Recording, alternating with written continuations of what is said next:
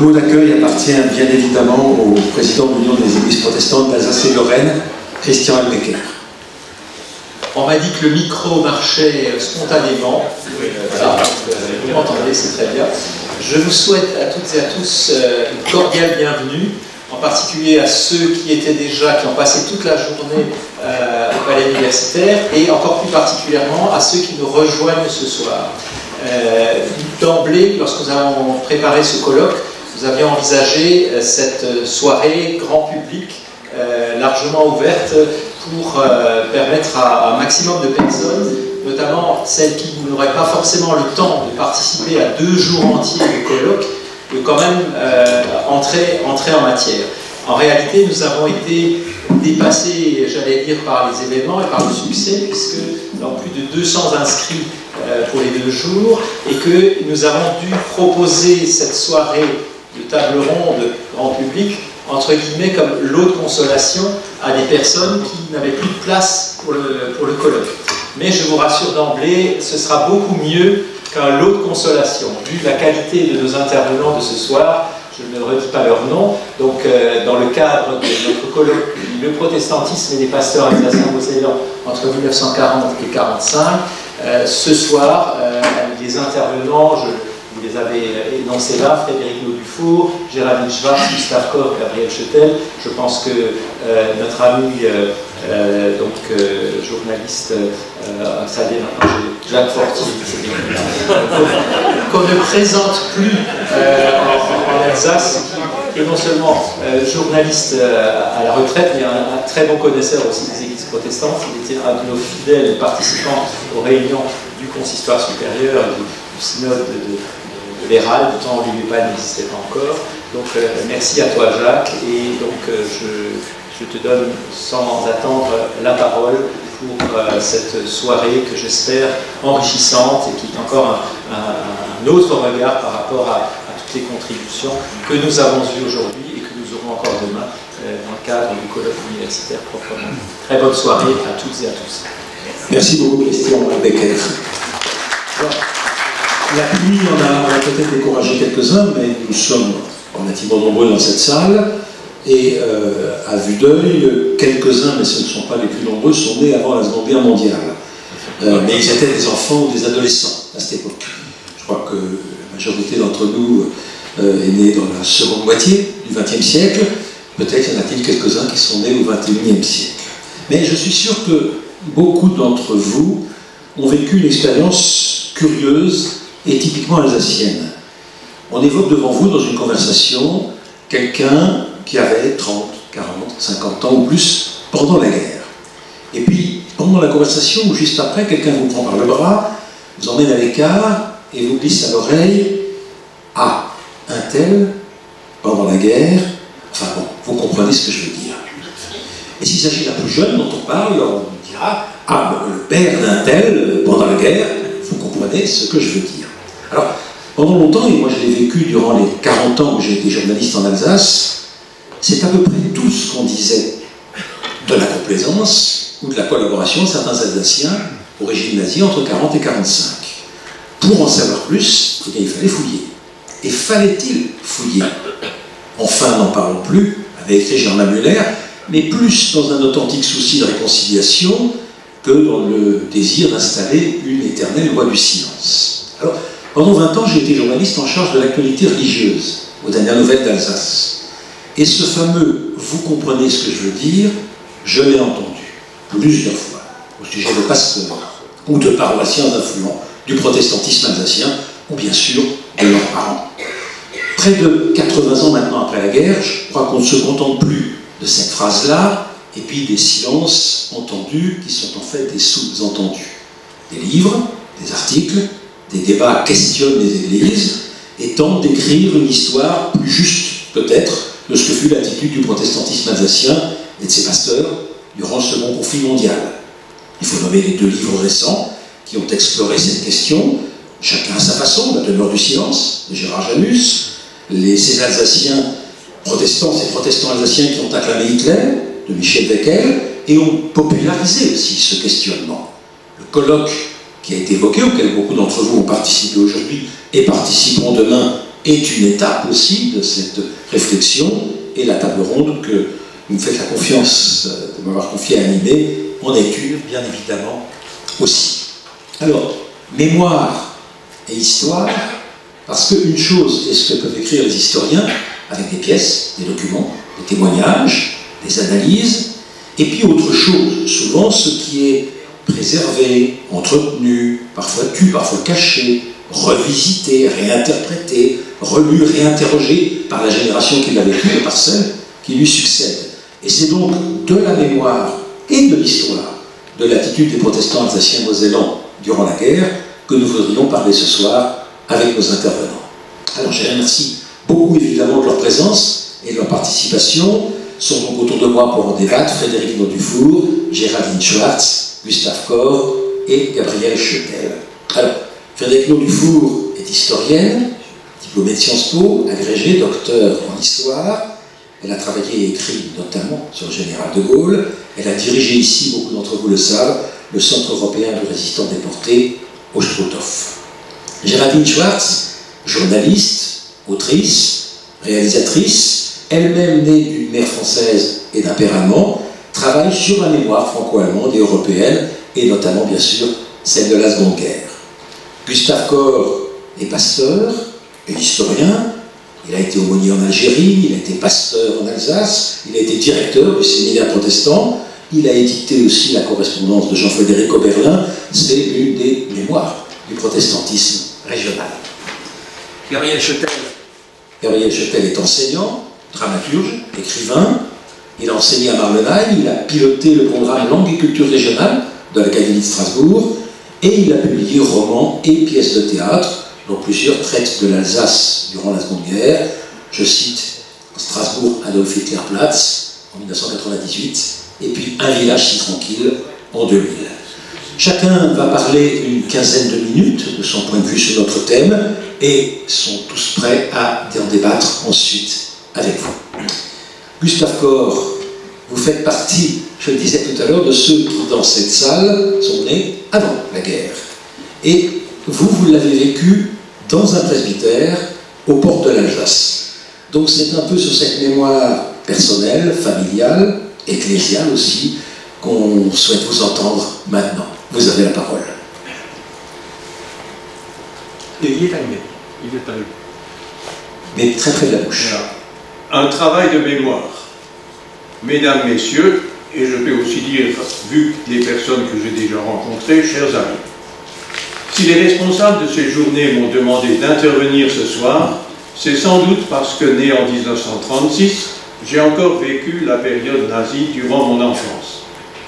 Deuxièmement, parce que je l'ai vécu dans le presbytère de mes parents à Phalsbourg, où mon père, Charles Koch, était alors pasteur, et qu'il m'a transmis quelques textes sur la libération. Et enfin parce que j'ai traduit et publié les extraits significatifs du journal de mon grand-père, Édouard Friedrich, directeur de l'Office de placement du travail à Strasbourg, alors retraité. Ces notes concernent les années 1942 à 1945, il a passé ces années à Phalsbourg avec notre famille.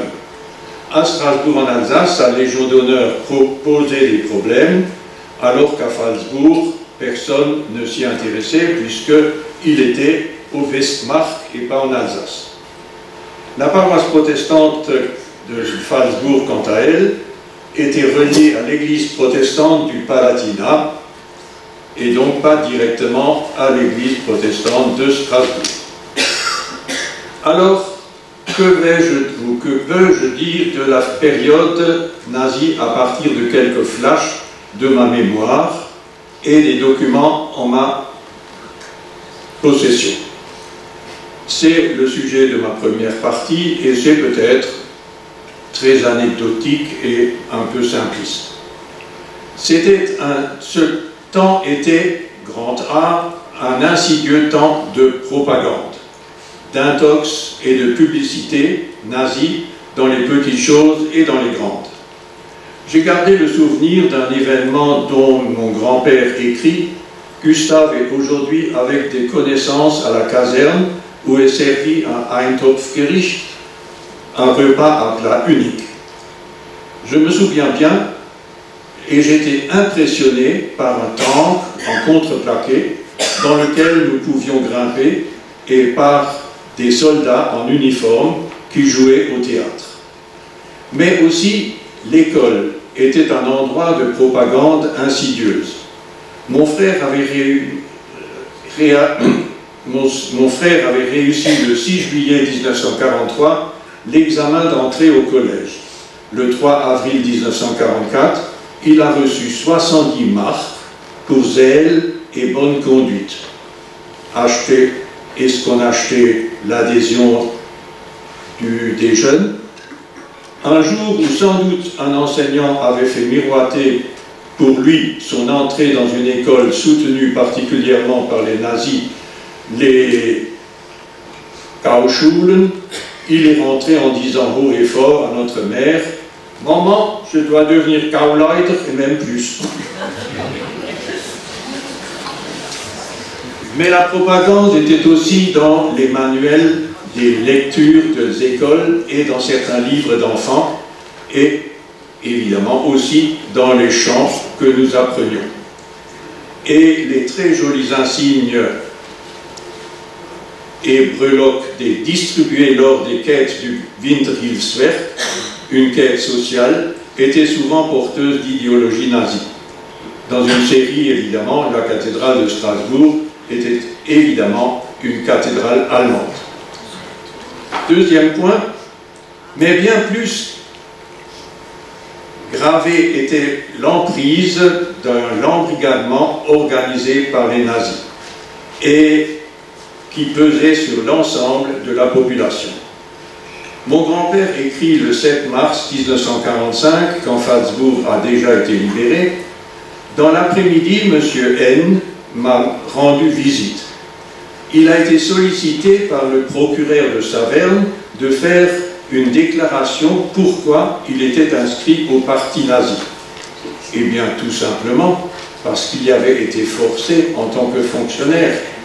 Tragédie des pays frontières. » Fin avril 1946, mon père écrit à la commission départementale d'épuration de la Moselle. Excusez-moi, mais...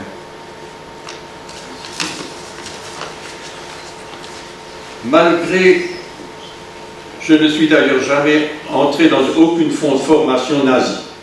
Et le 11 mai 1946, il écrit au maire de Salzbourg: « Invité au début de l'occupation à accepter un emploi, j'ai refusé net.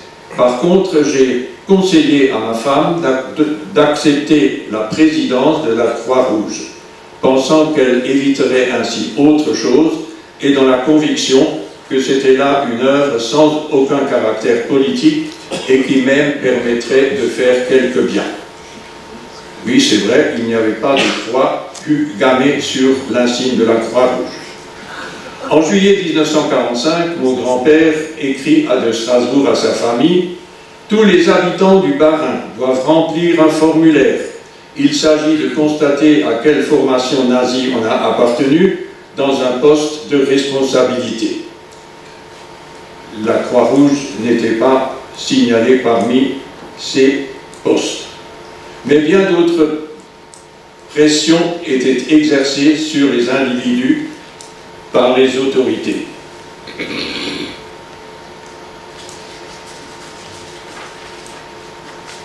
Et tous n'ont pas trouvé de solution pour y échapper, surtout en épargnant leur famille. C'est à la fin de l'occupation que, par exemple, les contraintes ont été renforcées. Et mon grand-père écrit, par exemple, pour le 11 septembre 1944, « Tous les hommes de Salzbourg et des environs, jusqu'à 65 ans, étaient aux travaux de terrassement. » Oui, c'était pour creuser le fossé anti-char qui était creusé sur les hauteurs vers Sarrebourg, et 2 hommes seront d'ailleurs pendus à cause de leur refus. Troisième point, cette pression des autorités nazies s'est aussi exercée sur les paroisses protestantes et sur les pasteurs. J'ai un curieux souvenir non daté. Un jour, mes parents ont reçu une visite. Très probablement s'agissait-il d'un aumônier militaire allemand. Ils ont fermé les volets dans le grand salon du premier étage où ils s'étaient réunis et nous ont fait sortir de la chambre pour que nous jouions ailleurs. Que s'est-il dit ce jour-là? Je ne l'ai malheureusement pas demandé à mes parents, mais une impression curieuse m'est restée jusqu'à ce jour.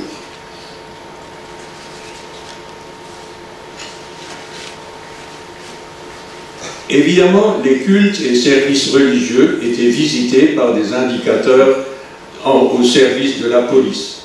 Dans leur prédication, les pasteurs pouvaient s'y préparer et prendre des précautions. Pour le 1er février 1942, mon grand-père écrit dans son journal « À 11 h, nous sommes allés au culte. Charles a fait une prédication substantielle. Il a contourné de main de maître les écueils dangereux et trouvé la bonne application de la parole. Rendez à César ce qui est à César et à Dieu ce qui est à Dieu. » Si les pasteurs pouvaient être sur leur garde dans leur prédication, ils pouvaient être plus facilement attaqués sur leurs annonces en fin de culte et qui étaient spontanées et non préparées.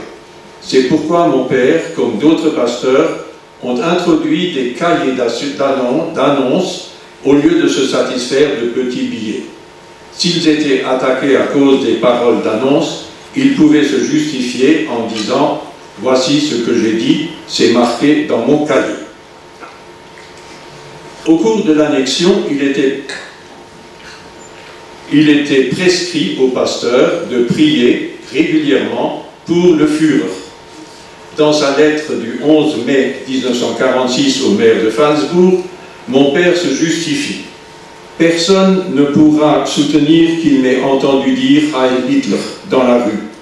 Dans les rares occasions où j'ai fait mention du Führer dans la prière, je n'ai pas employé la formule prescrite « Seigneur, bénis et protège », mais celle-ci « éclaire et guide ». Or, personne ne contestera que le Führer avait besoin d'être éclairé. Des prières pour les Führers étaient imprimées d'ailleurs dans les livres de liturgie, et j'ai utilisé encore, comme jeune pasteur, une liturgie dans laquelle, dans les prières d'intercession à la fin, la prière pour le Führer était soigneusement barrée, avec un trait. Mais d'autres décisions étaient demandées aux pasteurs. Mon père a écrit à la Libération, au moment où les bibliothèques paroissiales étaient fermées et où les livres devaient être remis, j'ai sauvé une partie des volumes français en les insérant dans ma propre bibliothèque. Et dans un semblable ordre d'idées, il écrit « En ce qui concerne les tampons et cachets de la paroisse, ils n'ont pas été remis aux autorités ni détruits. Je les ai soigneusement conservés, de sorte que j'ai pu m'en servir tout de suite après la Libération. » Que la direction de l'Église ait transmis aux pasteurs par le recueil officiel des textes concernant le pavoisement des bâtiments religieux, naturellement des drapeaux à croix gammée, est très peu connu.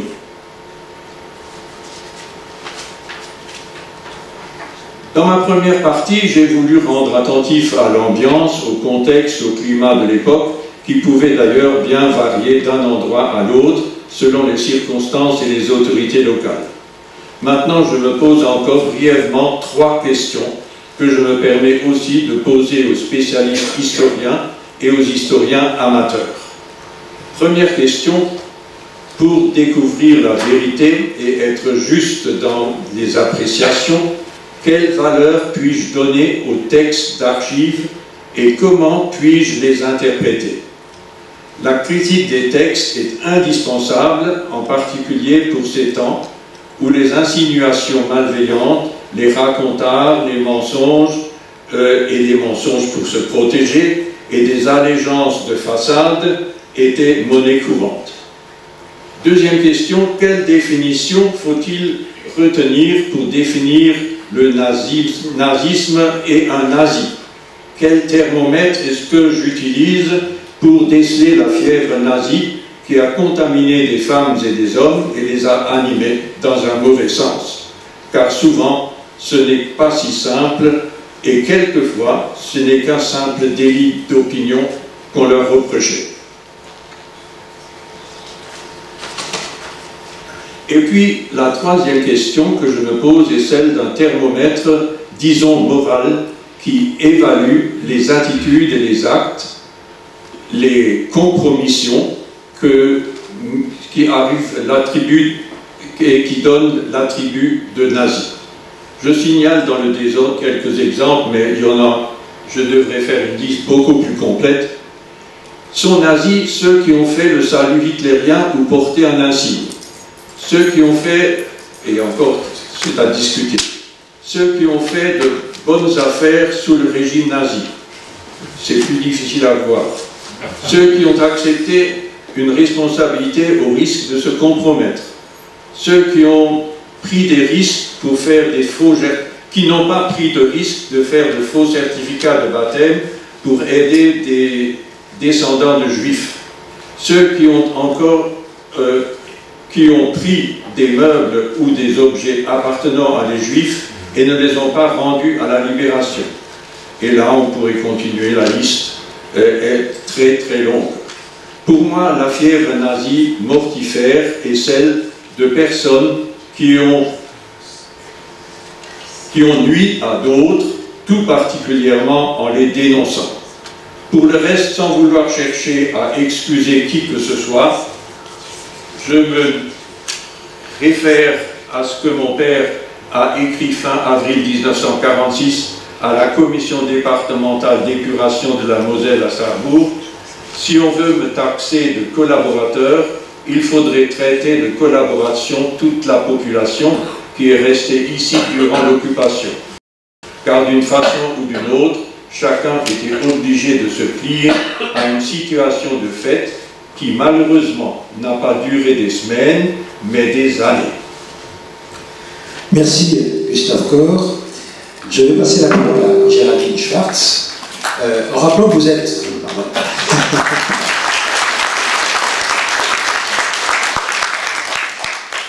Géraldine Schwartz, vous êtes l'autrice d'un ouvrage paru il y a 6 ans maintenant qui s'appelle Les Amnésiques, qui est à la fois une enquête et un roman, puisqu'il interroge votre propre histoire familiale sur 3 générations, parce que la petite histoire, dites-vous, s'inscrit très clairement dans la grande.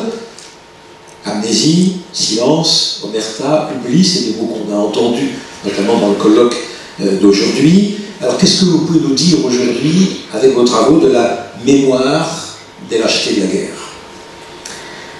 Merci beaucoup. Bonsoir tout le monde. Alors, comme vous l'avez dit, je suis ni spécialiste du protestantisme, ni de l'Alsace. Mais depuis que j'ai découvert les petits arrangements de mon grand-père français avec le régime de Vichy et de mon grand-père paternel allemand avec le nazisme, je m'intéresse aux questions mémorielles, à commencer par la différence entre la France et l'Allemagne dans le travail de mémoire qui a été réalisé depuis 1945, et puis ensuite, de manière plus générale, sur la mémoire européenne. Et c'est de cela que j'aimerais vous parler pour les 10 minutes que j'ai à vous consacrer. Jusqu'à la Seconde Guerre mondiale, en Europe, la mémoire du passé ne servait qu'à glorifier la nation, à attiser le revanchisme et à sanctifier les héros. Après 1945, les traumatismes de la guerre, du totalitarisme et de l'Holocauste ont fait naître une nouvelle ambition qui était celle de tirer les leçons de l'histoire. L'Europe a fait une promesse, vous vous en souvenez peut-être, plus jamais ça. Mais plus jamais ça, quoi au juste? Que pouvons-nous apprendre de ce passé et surtout comment? Nous pouvons apprendre à mieux nous connaître en prenant conscience de ce quoi l'homme est capable, de ce dont l'homme est capable, pour le meilleur et pour le pire. Force est de constater que le travail de mémoire a été laborieux dans de nombreux pays européens et reste lacunaire. Dans les décennies qui ont suivi la guerre, la priorité pour la plupart des pays européens était de se relever des ruines, de reconstruire avec une société unie, d'effacer les divisions passées. Comme disait Churchill, Il s'agissait d'oublier les haines du passé pour permettre la réconciliation, comme dans le cas franco-allemand par exemple.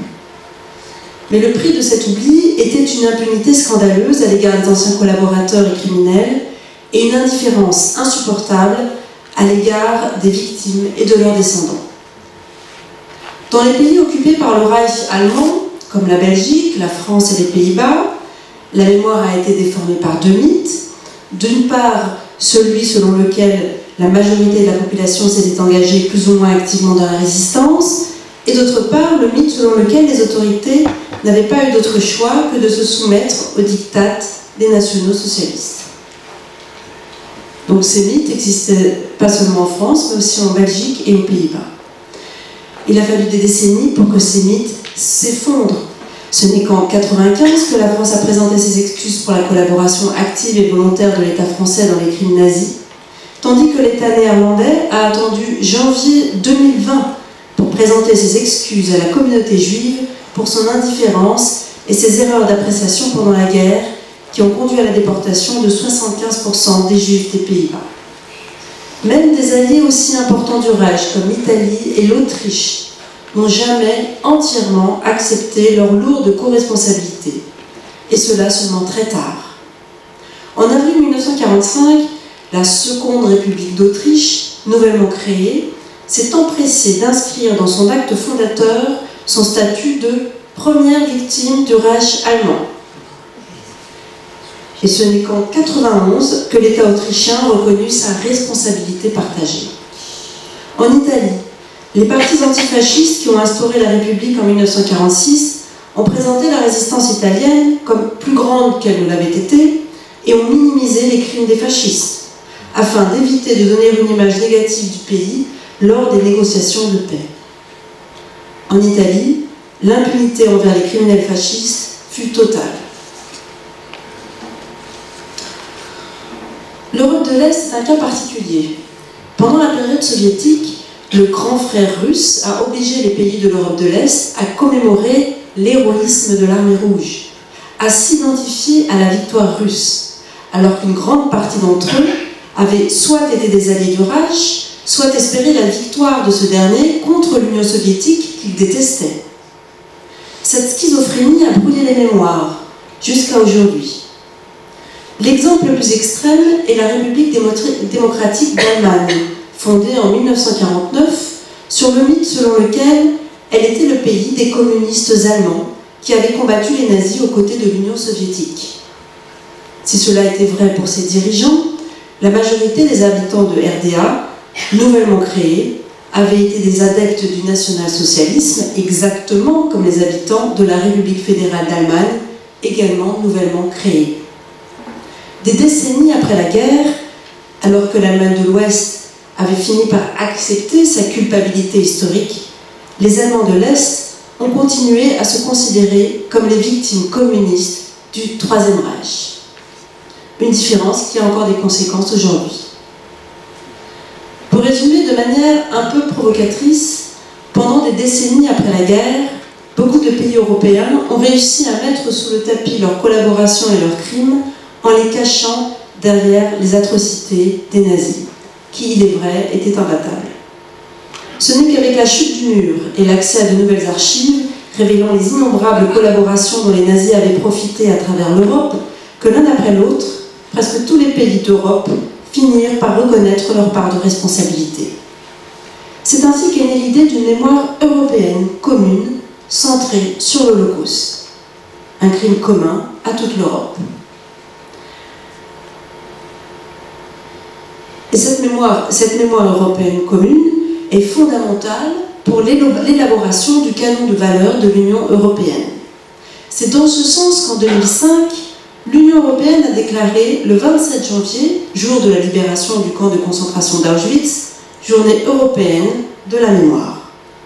Dans une résolution, le Parlement européen a exhorté, je cite, les États membres à intensifier leur lutte contre l'antisémitisme et le racisme afin de sensibiliser les jeunes, en particulier à l'histoire et aux leçons de l'Holocauste.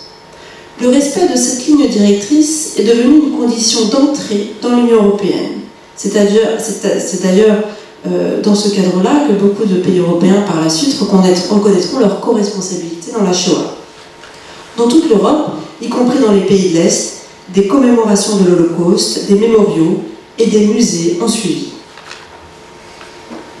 18 ans plus tard, force est de constater que cette exigence n'a pas eu l'effet escompté.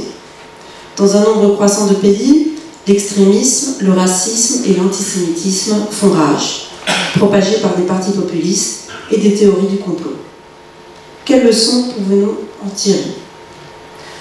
D'une part, il est évident que l'imposition d'une culture du souvenir, du travail de mémoire, peut être contre-productive.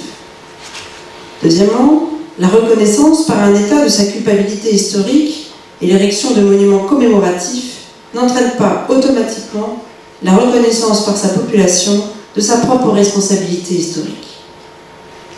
Tirer les leçons du passé en effectuant un travail de mémoire n'est pas une évidence. C'est une tâche sans fin qui doit être continuellement nourrie et respectée. Il y a urgence, car la mémoire s'effrite. Elle laisse un vide dans lequel des falsificateurs de l'histoire s'engouffrent, désireux d'imposer de nouveaux récits nationalistes et guerriers fondés sur la haine. 3 générations après la fin de la Seconde Guerre mondiale, alors que les derniers témoins disparaissent et que cette histoire s'éloigne de plus en plus de nous, comment aborder le passé pour qu'il soit une richesse et non un poids?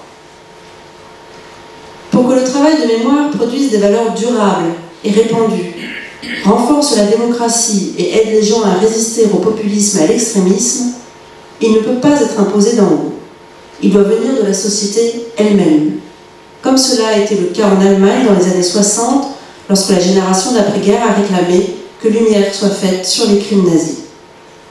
Ensuite, ce processus ne doit pas simplement servir à désigner des coupables, les dirigeants, l'élite, mais à réfléchir collectivement sur les méthodes de manipulation et les mécanismes socio-psychologiques qui, hier comme aujourd'hui, peuvent faire basculer des individus, une société entière, dans la complicité du crime.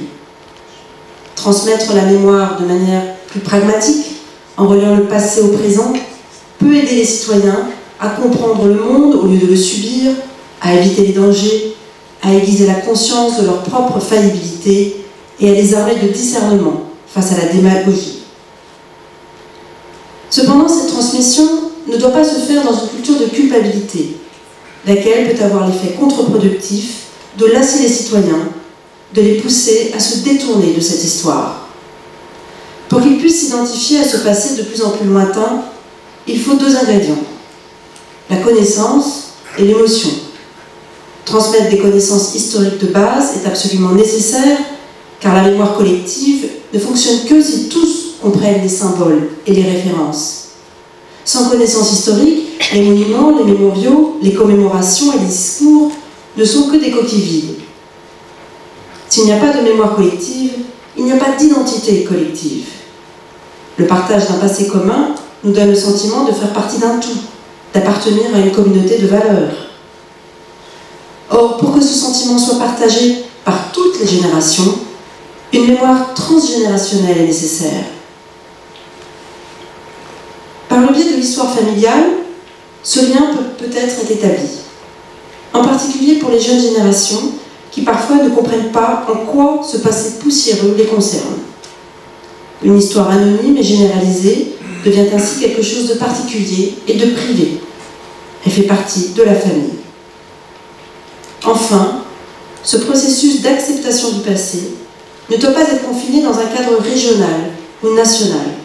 Il doit être transrégional et transnational. Il doit permettre à des personnes de différentes régions et pays d'engager un dialogue, d'adopter le point de vue d'autres personnes ou d'autres pays, d'accepter, et c'est le plus difficile, le point de vue des autres sur sa propre histoire. Cela exige une grande ouverture d'esprit. Mais c'est la condition de la construction d'une mémoire européenne basée sur des valeurs communes qui fait malheureusement encore défaut aujourd'hui. Merci. Merci beaucoup.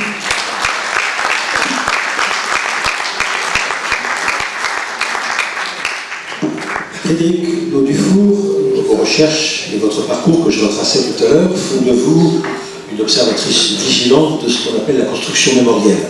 comment se fabrique la mémoire d'une période ou d'un événement, comment elle évolue, comment elle se tait, comment elle se réveille. Et dans notre cas de figure, les églises protestantes d'Alsace pendant la guerre, comment vous analysez les choses?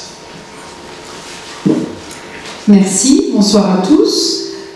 Donc la mémoire dont on parle depuis le début, elle est utilisée, c'est un mot un petit peu galvaudé désormais, qui est utilisé pour signifier un peu sans distinction toute forme de rapport entre le passé et le présent. Et c'est une notion en fait assez vaporeuse parce qu'elle peut être individuelle, elle peut être collective, elle peut être familiale.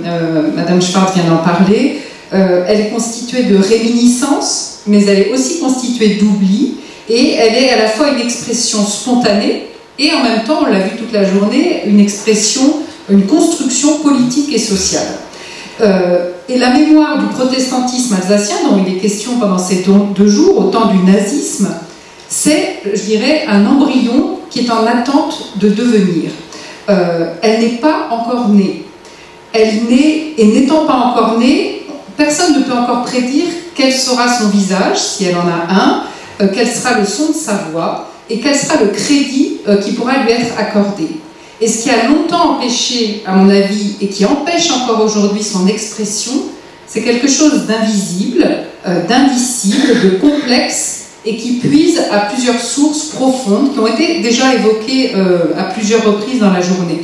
La première de ces causes que je verrai, elle est à chercher du côté de l'Alsace, de ce terroir alsacien très spécifique, qui, de manière générale, entretient un rapport pour le moins complexe à son passé et qui peut se décrire, qui a été décrit d'ailleurs par un protestant, le pasteur Hoffet, dès 1951, sous une forme de lecture psychanalytique. C'est un passé qui est plein de complexes, le complexe des Alsaciens d'être considérés comme nazis par le reste de la France, hein, surtout dans le contexte d'après-guerre où la France du général de Gaulle a magnifié la résistance sous la forme de ce qu'on a appelé par la suite le résistentialisme, dans lequel il était très difficile aux Alsaciens de se reconnaître.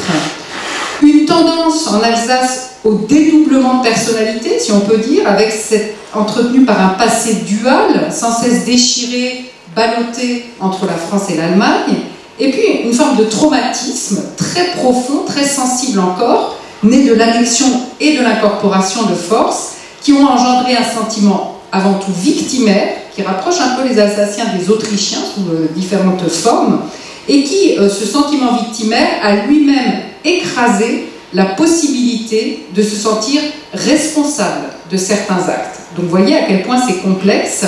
Et finalement, quelle que soit leur confession, soit protestants ou catholiques, beaucoup d'Alsaciens ont repoussé, après la guerre, la perspective d'analyser leur passé dans sa globalité, préférant le déni. On a des exemples de ça, par exemple, l'attitude qu'a eu pendant très longtemps l'Université de Strasbourg par rapport aux crimes qui avaient été commis dans la faculté de médecine. Alors, on va tout de suite se décomplexer, puisqu'il y a une question de complexe. Les Alsaciens ne sont pas les seuls dans ce cas-là. De manière générale, disons clairement que la France n'a pas fait beaucoup mieux, puisqu'elle a été pendant très longtemps rétive à l'idée de considérer l'entièreté de son attitude pendant la Seconde Guerre. Ça vient d'être dit, mais je le redis, hein, tandis que la RFA demandait pardon à genoux aux Juifs pour l'Holocauste, pour la Shoah, c'était Willy Brandt en 1970, la France a attendu donc 1995 avant de déclarer qu'elle avait commis l'irréparable avec la rafle du Veldiv et la Shoah. Deuxième explication, oui, c'est Jacques Chirac, tout à fait. Deuxième explication de ce silence des protestants alsaciens, elle est peut-être à trouver du côté de leur église.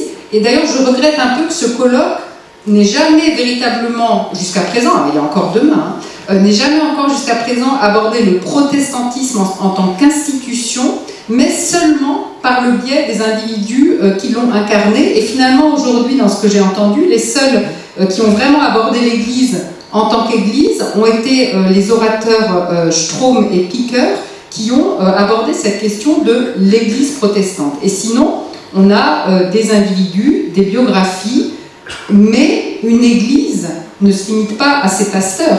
Elle ne se limite pas à sa hiérarchie. D'ailleurs, le pasteur Bögner, dès avant la Seconde Guerre, enfin dès le mois de mars 1939, dans sa conférence de Carême, qu'il avait prononcée à Passy, avait fait cette phrase que je trouve tout à fait éclairante: « Confessons que l'antisémitisme n'a pas été le seul fait des peuples et des États, il y a un antisémitisme des églises. » Et moi, je trouve important qu'on interroge cette responsabilité de l'Église. Et de la même façon, ça revient à poser la question de savoir s'il y a eu un nazisme particulier, spécifique dans l'Église ou de l'Église protestante d'Alsace. Et on a entendu aujourd'hui déjà, même s'il y aura une communication demain, des choses qui ont été dites sur Maurer, qui a été son responsable. Et c'est vrai qu'on peut s'interroger quand on lit certaines de ses déclarations, par exemple cette lettre qu'il adresse au Gauleiter Wagner le 31 mars 1941, où il dit « Nous, protestants », donc il parle au nom de l'Église, si je ne me trompe pas, « gardons l'espoir que le nazisme inclura aussi la vie ecclésiastique dans la formidable construction de notre peuple, les grands principes du nazisme, l'engagement de chacun pour la communauté, l'esprit de sacrifice, la fidélité jusqu'à la mort, sont des points que nous approuvons avec joie. » Alors certes, on peut expliquer qu'il a été guidé par les intérêts de son Église, mais quid des valeurs supérieures à tout intérêt particulier, fût-il celui d'une Église, comme celui du respect de la vie humaine. Alors, il reste aux historiens à établir à quel point ce nazisme qui a pu être exprimé par certains protestants était sincère, à quel point il fut un argument stratégique pour préserver par ailleurs ce qui pouvait l'être, et à quelle fut sa part d'affichage, de façade, et sa part de conviction profonde. La troisième source de ce silence était à chercher de notre côté, le côté des contemporains, parce qu'après tout, c'est nous qui nous penchons vers ce passé, c'est nous qui le faisons vivre. Est-ce qu'il est possible, je pose la question, à des descendants d'affronter les agissements de leur père? Est-ce qu'on veut vraiment, est-ce que l'on peut voir les erreurs de son père? Est-ce qu'on peut voir peut-être les fautes qu'il a commises? Est-ce qu'on ne préfère pas finalement s'abstenir et rester dans l'ignorance? Et dans quelle mesure chaque enfant n'est-il pas l'héritier de son père par loyauté? Et quels qu'aient été les agissements de ces derniers? Et je suis frappée aussi dans ce colloque de voir que de nombreux intervenants, à la fois à la tribune et dans la salle, sont des fils de pasteurs qui ont eu éventuellement des positions délicates sous le nazisme. Et certains utilisent ou peuvent utiliser ce passé comme un levier pour se poser des questions, à l'instar de Gérard Janus qu'on a entendu aujourd'hui. Et puis je pense que pour d'autres c'est difficile et qu'il est plus facile de laisser le couvercle posé parce qu'on est pris dans un conflit de loyauté et dont personne ne peut blâmer les gens qui sont pris dans ce conflit. Donc on peut essayer de chercher à excuser son père en disant que le contexte était difficile, que le nazisme mettait une pression considérable, qu'on n'avait pas le choix. Et je vois dans cette réflexion un acte de piété filiale que je salue, mais qui ne relève pas de la démarche de l'historien. Et je voudrais d'ailleurs répondre au pasteur Corr tout de suite pour dire, qui a posé la question de savoir qui pouvait dire ce qu'était un nazi et qui pouvait juger. L'historien n'est jamais celui qui juge. Nous ne sommes pas là pour juger les actes. Et jamais, il sera toujours loin de moi de décréter qui a été nazi ou qui ne l'était pas. Nous essayons de chercher à comprendre. L'historien doit embrasser l'ensemble du contexte, s'interroger sur les rapports entre l'individu et les groupes. Pourquoi, par exemple, dans une même église, soumise à la même annexion, certains sont-ils immédiatement lucides face au nazisme et vont résister jusqu'à perdre leur vie? Et pourquoi certains s'accommodent-ils ou adhèrent-ils? Est-ce que c'est une histoire de valeur? Est-ce que c'est une histoire de courage? Est-ce que c'est une histoire de lucidité? Est-ce que c'est une histoire de confort? Bref, je ne suis pas convaincue qu'il soit du ressort des enfants d'écrire l'histoire de leur père. En revanche, qu'ils en témoignent et qu'ils l'apportent est très important et fondamental. Mais poser la réalité selon des bases objectives et critiques, ce qui est le cœur du métier d'historien, c'est une autre chose. Bref, ce que je veux dire, puisque c'est le thème de la table ronde, c'est que la mémoire, ce n'est pas l'histoire. Et que la mémoire a besoin de l'histoire pour se nourrir. Il peut y avoir une histoire sans mémoire. Par exemple, on écrit la mémoire des Carolingiens. Il n'y a plus de Carolingiens de ce monde. On écrit l'histoire des Gaulois, il n'y a pas de problème. Mais il ne peut y avoir de mémoire sans histoire. Et c'est là que le bas blesse, c'est que l'histoire du protestantisme alsacien face au nazisme reste à écrire. Et c'est ce qu'ont souligné plusieurs intervenants cet après-midi. Et ce colloque en souligne aussi l'urgence. Il y a un certain nombre de pistes de travail qui ont été énoncées aujourd'hui à l'attention des historiens. Par exemple, avoir une approche avec une périodisation. Où est-ce qu'on fait commencer ce rapport des protestants au nazisme? Est-ce que c'est en 1940 dans ce colloque? Est-ce que ce n'est pas en 1933 pour analyser leur réaction face à ce qui est en train de se passer en Allemagne? Il y a une réflexion à l'échelle spatiale qui est à mener, qui avait été déjà esquissée par Bernard Vogler à l'époque, entre des territoires alsaciens différents. Bon, je n'y reviens pas. Et voir donc les différences entre ces milieux ruraux du nord de l'Alsace et de l'Alsace bossue, très différents dans leur comportement vis-à-vis du nazisme par rapport au milieu urbain et notamment au milieu protestant de Mulhouse. On a aussi une approche comparative à mener. Ça a été évoqué par Géraldine Schwartz au sujet de l'attitude de l'Autriche, de l'Italie. En quoi le protestantisme alsacien pendant la Seconde Guerre se distingue-t-il du protestantisme allemand? Est-ce qu'on retrouve chez ces protestants alsaciens des Bonhoeffers capables de mettre leur foi en travers de l'idéologie nazie en dépit d'un contexte totalitaire? Et à ce titre, on doit remarquer aussi que certains protestants allemands ou alsaciens ont résisté et ont été déportés. Je cite leur nom parce qu'après tout, il n'y a pas de raison qu'on ne leur rende pas hommage. Frédéric Bastian, Charles Fichter, Charles Hauter, Georges Schanz et Ernest Ungerer. Autre question qu'il faudrait poser, quels sont les clivages inhérents à ce protestantisme alsacien entre l'Église réformée, avec le pasteur Bartholomé de Strasbourg, ou les réunions clandestines des pasteurs de Mulhouse, ou dans la région de Wissembourg, où elles sont très dynamiques, et puis l'Église luthérienne, dont le profil est assez différent, et sur lequel le livre de Michel Becquel a apporté un éclairage extrêmement singulier, et sur lequel il faut s'arrêter et continuer à travailler. Comment le protestantisme alsacien se distingue-t-il pendant la guerre du protestantisme dans le reste de la France? Je suis frappée par les travaux de Patrick Cabanel, qui évoque des grandes figures résistantes comme le pasteur Manen, ou comme le rôle de la CIMAD, et qui dit, je le cite, « Il y a une légitimité résistante chez les protestants que bien d'autres corps constitués ne peuvent invoquer. » Ça, c'est quand même intéressant de mettre ça en parallèle avec ce qui se passe en Alsace dans un autre contexte. Et puis, comment, autre question, le processus d'épuration qui sera abordé demain par Christine, a-t-il changé ou pas la réflexion, le positionnement des protestants alsaciens? Je suis en train de travailler sur un livre sur l'épuration au camp du Struthof en 44-45.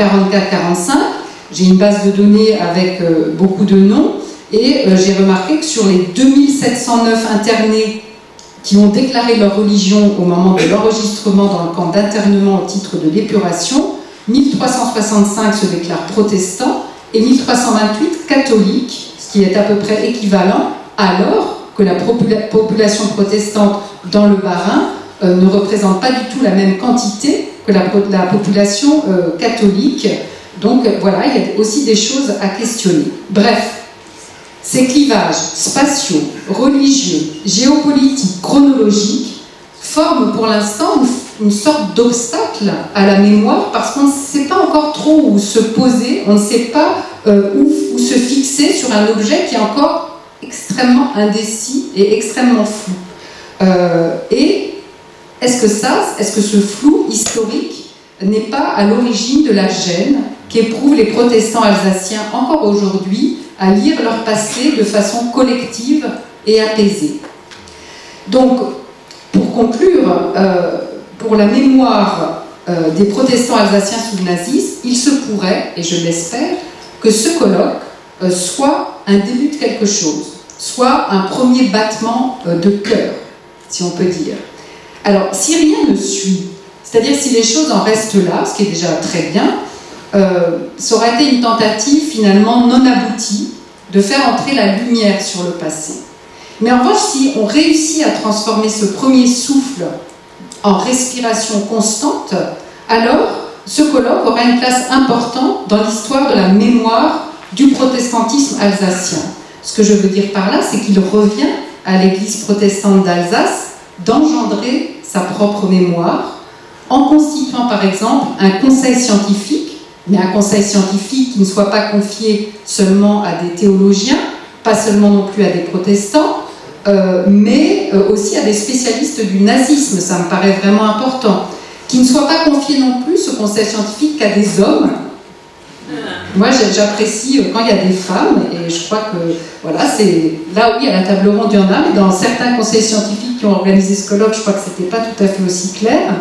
Que ce conseil scientifique ne comporte pas la moitié de ses membres qui soient des retraités, mais qu'il inclut, ce qui manque aussi un petit peu peut-être, des doctorants, des jeunes chercheurs. Il y en a, Catherine Maurer a cité cette jeune étudiante qui travaille actuellement sur le sujet. Il faut impliquer tous ces jeunes qui renouvellent l'historiographie et le regard qu'on a sur la question. Bref, il faut constituer par exemple un conseil scientifique ou une commission, comme l'a fait le Palatinat. J'ai été très frappée par ce que vous a dit M. Piquer sur la pluralité des approches qu'ils ont menées, sur leur rigueur historique, sur ce souci accordé aux archives et aux sources, ou comme l'a fait encore, pour la citer, ce que j'ai cité au début, l'Université de Strasbourg, qui a eu quand même le courage d'affronter son passé de manière extrêmement franche en constituant une commission historique internationale chargée d'éplucher les archives et tout ce qui traînait dans les placards de l'université, de la faculté de médecine. Il faut donc accepter d'être aussi courageux. Moi, j'ai trouvé courageux l'attitude de nos collègues de l'église de Palatinat qui sont venus s'exprimer aujourd'hui. Et donc, pour terminer, je voudrais citer ce que l'on trouve sur la page d'accueil de leur site internet Protestante ohne Protest, que je traduis pour vous. Il est difficile d'aborder le passé nazi. Comment gérons-nous l'échec de l'Église nationale et des paroisses? Que disons-nous aux auteurs et au soutien du régime nazi issu de nos rangs? Que devons-nous aux descendants des victimes? Que faisons-nous des vestiges de l'histoire de l'Église nazie? Il n'est pas possible de tirer un trait. Les crimes, les souffrances des victimes et l'échec de l'Église pèsent lourd dans la balance. Le travail historique n'est pas terminé. Chaque génération est confrontée à la tâche de s'approprier l'histoire. Je vous remercie.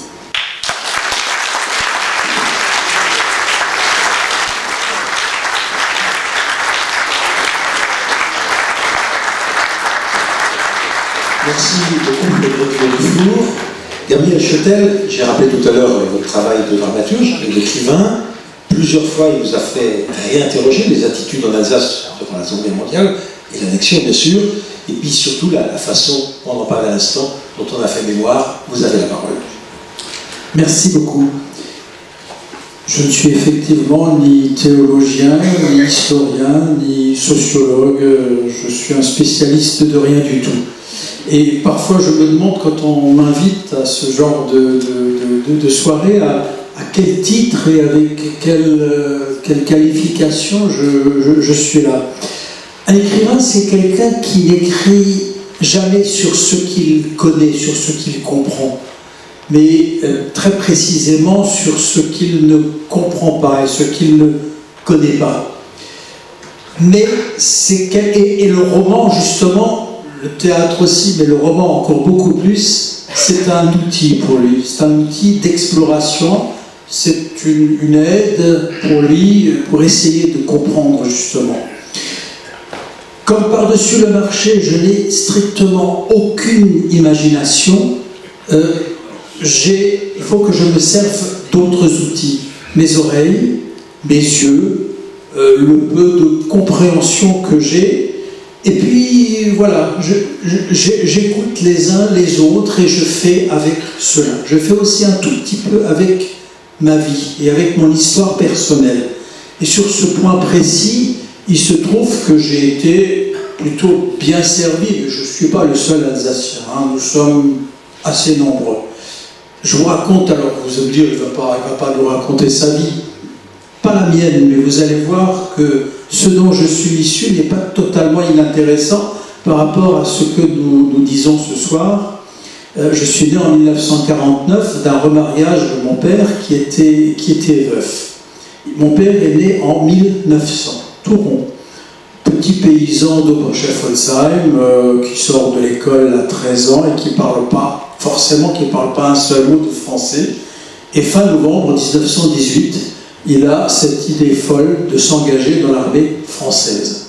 Pourquoi? Probablement par esprit d'aventure, peut-être aussi pour échapper à l'Alsace, je ne sais pas trop bien quoi. Ce qui est sûr, c'est qu'il va servir pendant 3 ans dans la marine française. Et il va découvrir 2 choses dans cette marine française. D'abord, vous allez me dire, c'est bête ce que je dis, mais la France. Je répète, c'est un petit Alsacien, un petit paysan alsacien né en 1900. Donc il découvre la France et il découvre la République, avec tout ce que ça implique, les valeurs de la République. La liberté, l'égalité, la fraternité. Et il découvre aussi, par la force des choses, la langue française. Parce que quand il arrive à Toulon, il ne parle pas un seul mot de français, bien entendu. Et puis, il revient en Alsace, il devient receveur à la CTS, et très vite délégué syndical, responsable syndical. Et là, il découvre une 3e valeur qui va être très importante pour lui, à côté de la France et à côté de la République, c'est le socialisme. Et puis, arrive donc, juste pour dire, lui, il est vacciné. Hein. Je veux dire, il n'y a pas besoin de beaucoup de réflexion pour lui. Pour lui, en 1940, les choses sont extrêmement claires. Sauf que, il est veuf et il va rencontrer une petite jeune fille qui a une 20aine d'années de moins que lui et qui est la fille d'un blockleiter. Rien que ça. Mon grand-père. Donc moi j'ai un grand-père né en 1893. Lui aussi il fait 7 ans d'école allemande et puis il refait 3 ans de service militaire dans l'armée allemande. Pas de bol pour lui, ça se termine en 1914, donc il va rajouter encore une fois 4 ans. Donc cet homme va servir pendant 7 ans dans l'armée allemande. Il est tapissier, sa petite affaire qui ne marche pas bien, périclite au moment de la crise de 29. C'est quelqu'un il est protestant lui, qui a plutôt un peu de culture, qui est fasciné par Goethe, Schiller, machin. Peut-être pas Schiller, hein, parce que si, peut-être. J'allais dire Heine, mais sûrement pas Heine, il ne faut pas exagérer. Mais Goethe, certainement. Et il ne voit absolument pas, en 1940, le passage de Bismarck à Hitler, le passage de Richard Wagner à Robert Wagner. Et il va devenir blockleiter. Blockleiter, c'est tout en bas, mais enfin, c'est quand même des responsabilités. Et donc, cet homme, je ne vais pas vous raconter sa vie, ça n'a aucun intérêt. Cet homme, sa fille va épouser un gars qui est socialiste. Mon père n'a pas fait beaucoup de résistance. Enfin, entre 40 et 44, quand il s'agissait d'arracher une affiche, quand il s'agissait de porter des petits colis, quand même, il était là. Alors c'est une histoire extrêmement banale qui s'est répétée dans beaucoup de familles en Alsace. Vous voyez qu'il ne me faut aucune imagination. Lorsque j'ai écrit mon premier roman, la réalité dépasse toujours la fiction. Et ça, j'en suis absolument persuadé. Et j'en ai fait ce qui n'est pas tout à fait mon premier roman, mais un de mes premiers romans, parce que ça m'a paru intéressant d'explorer cette histoire à travers un roman. Parce qu'il y a peut-être place pour le roman, parce que son argument se nourrit de l'histoire, parce que son écriture se nourrit du présent, et parce que c'est un roman, c'est-à-dire un lieu où peut se déployer une parole complexe, inconfortable, irréductible à toute simplification, ce qu'on appelle une vérité. C'est en 1990 que j'ai écrit ce roman. C'était le moment où, en Alsace, on commençait à voter de drôle de manière. Et comme je ne comprenais pas cette drôle de manière, ben j'en ai fait un roman. C'était ma façon de... Je sais qu'il y a beaucoup de pasteurs dans la salle. C'était ma façon à moi de comprendre et m'engager. Comprendre et m'engager à travers un roman. Et à l'époque, je ne connaissais pas ce proverbe malgache, sinon je l'aurais mis en exergue évidemment. Les anciens péchés produisent de longues ombres. Et c'était tout à fait ça. Alors je crois que beaucoup d'entre vous ont lu ce roman, Un village si paisible, l'histoire d'une pasteur sévenole réformée qui arrive dans un petit village alsacien et qui est confronté, c'est peut-être pas le mot, à un notable qui a construit toute sa notabilité sur un passé reconstitué, à savoir, il se présente comme ancien incorporé de force, alors qu'il a fait partie de, je sais pas, sous le contrôle de Madame Naudufour, 1 millier à peu près d'engagés. C'est ce qu'on dit en général, on ne sait pas exactement, mais bon, un bon millier d'engagés volontaires. Et si vous permettez, puisque je suis invité là comme roman, autant que je vous lise un petit extrait de ce roman, c'est la pasteur qui parle de cet homme, un imposteur, sur la douleur d'une région et son besoin de réécrire son histoire. Il avait, lui, construit sa propre légende et s'en était servi d'abord pour survivre, puis pour revivre une autre vie, repeinte aux couleurs nouvelles, bleu, blanc, rouge, avec une petite couche de gris chagrin, un passé qui se fondait dans celui de toute sa génération, cris, grosses malheurs, deux coupables, Hitler et le Gauleiter Wagner, quelques responsables et des dizaines de milliers d'irresponsables. Et cette nouvelle identité avait résisté au temps, grâce à une amnésie largement partagée. Et dans cette histoire revisitée, dans ce conte triste que racontent les grands-pères à leurs petits-enfants, entre le RAD, les incorporés de force, le front de l'Est, Tambov et les bombardements alliés, il n'est jamais question de ceux qui ont résisté, de ceux qui ont dit non. Dans la légende grise de ces années-là, sont passés à la trappe la Main Noire et Georges Vaudely, Alphonse Adam et les conscrits de Ballersdorf, le camp de Schirmeck et les éclaireuses du restaurant de la gare, et tant d'autres, dont je n'ai découvert l'existence qu'incidemment, et que la littérature sur ces années-là semble cachée comme une verrue. Comme si c'est de cela qu'il fallait avoir honte. Qu'au moins dans notre Église, on dise qu'eux avaient choisi le juste chemin. À 2 siècles de distance, ils avaient suivi le précepte des prisonnières huguenotes enfermées dans une tour à Aigues-Mortes, et qui, avec une simple aiguille à tricoter, avaient gravé dans la margelle du puits ce mot « résister ». Dans une communication que Marc Linhart avait faite dans un autre colloque sur la mémoire, nos embarras de mémoire, il écrit la phrase suivante: « Le passé réel est occulté au profit d'une identité plus conforme à l'image idéale qu'on voudrait se faire de l'Alsacien face au nazisme. C'est surtout l'image idéale que l'Alsacien aimerait bien se faire de lui-même. » Et l'histoire de victimes, je crois que ça a été dit tout à l'heure, ni, excusez-moi pour le vocabulaire sartrien, ni salaud, ni héros.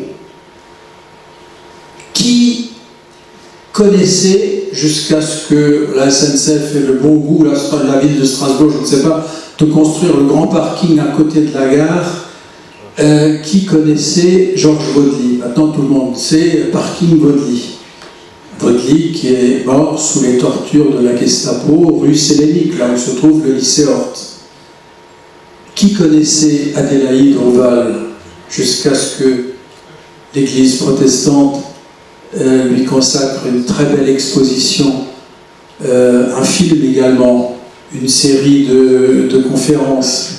Adélaïde Oval a accompagné les femmes juives jusqu'aux portes de la chambre à gaz à Auschwitz.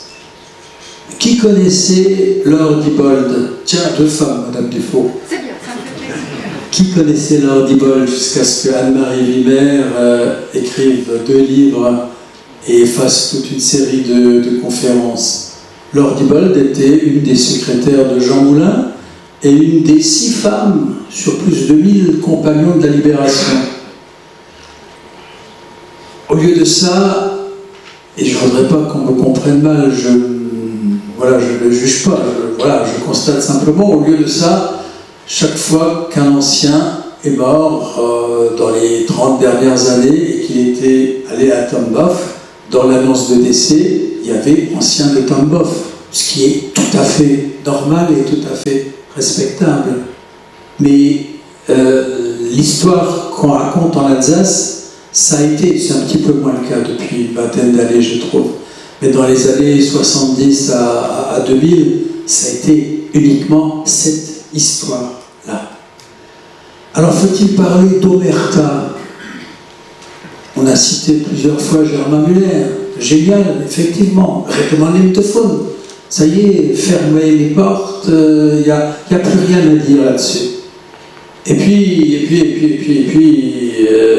la vérité, où est-elle? L'écrivain espagnol José Carl, je ne connais absolument pas, écrit la phrase suivante: la mémoire est une fiction, elle est comme une mosaïque faite de tessons. Une mosaïque faite de tessons. Moi, parfois, j'utilise l'image du puzzle avec les différentes pièces. Alors, parfois, ces pièces, parfois, ces tessons s'emboîtent. Parfois, ils se recouvrent, parfois, il y a des grands plans. Je ne sais pas si c'est cela que Marc Lénart appelle la dialectique du souvenir et de l'amnésie. La dialectique du souvenir et de l'amnésie. Et notre mémoire fonctionne là-dessus. Et on a raison, évidemment, de dire que la mémoire, ce n'est pas l'histoire, évidemment. Évidemment que la mémoire, c'est de l'affectif. La mémoire, c'est les détails. La mémoire, c'est presque parfois une espèce de pensée magique. Là où l'histoire, c'est évidemment du vérifié, du rationnel, qui évolue également, bien entendu. Si vous me permettez, je voudrais juste donner un exemple parce que il paraît que je suis dramaturge aussi, mais juste donner un exemple aussi de pièces de théâtre.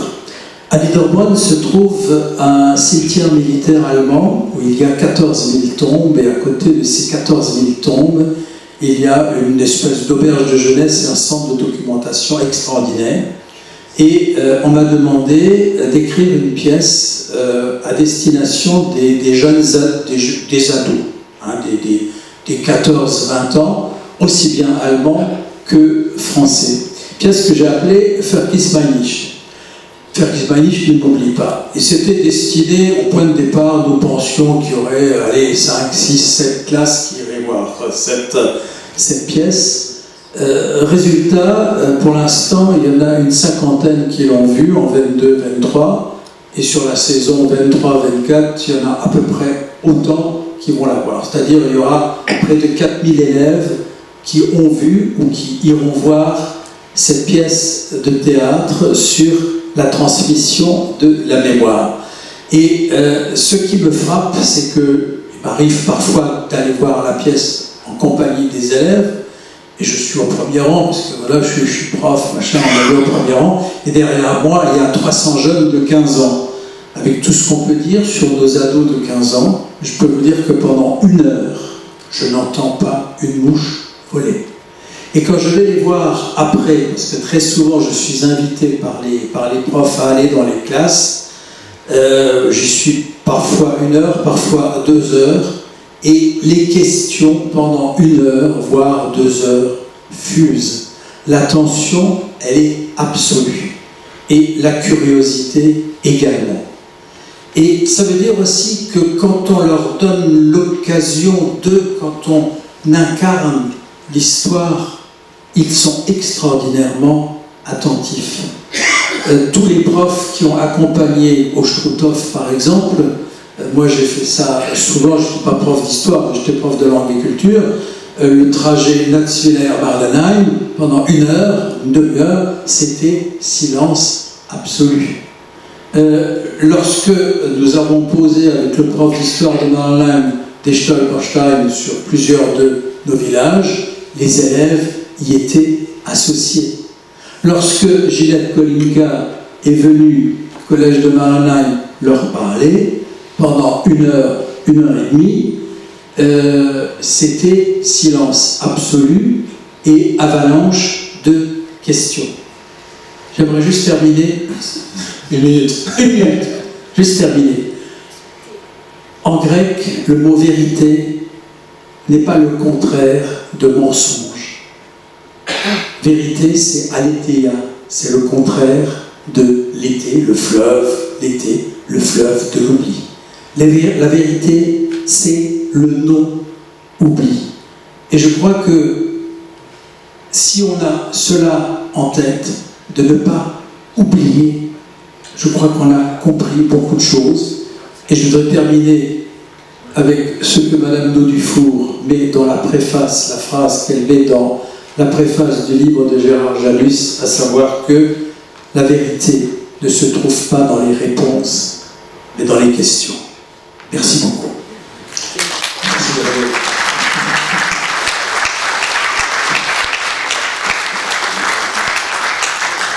Merci à tous les 4. Voici venu le temps des échanges et des questions, bien évidemment, que vous attendez. Des micros vont passer parmi vous pour que vous puissiez, à l'un ou l'autre de nos intervenants, ou à plusieurs d'entre eux, poser vos questions ou faire vos observations. Il suffit d'agiter la main. Qui le premier lèvera la main pour poser une question? Allez-y, je vous en prie, ici et sur la gauche, au premier rang. Voilà, madame. Au micro, parce que sinon on ne vous entend pas. Madame Frédérique Dufour a posé une question sur est-ce qu'il y a de l'antisémitisme dans l'Église. Bon, il suffit de lire la Bible. Et gardez le micro en face de votre bouche, on ne vous entend pas sinon. Alors, il suffit de lire la Bible, que les pasteurs souvent, à mon avis, disent mal, de façon sélective. On peut lire, j'ai un théologien avec moi, à mon secours, qui connaît la Bible par cœur. On lit, Jésus dit à un certain moment. Mais voilà, parlez Angèle va tenir le micro. Est-ce que je suis maladroit que Jésus a dit des descendants de pharisiens, ils ne sont pas des fils de Dieu, ils sont des fils de Satan. Est-ce que c'est de l'antisémitisme? Non, en tous les cas, c'est des passages qui ne sont jamais lus.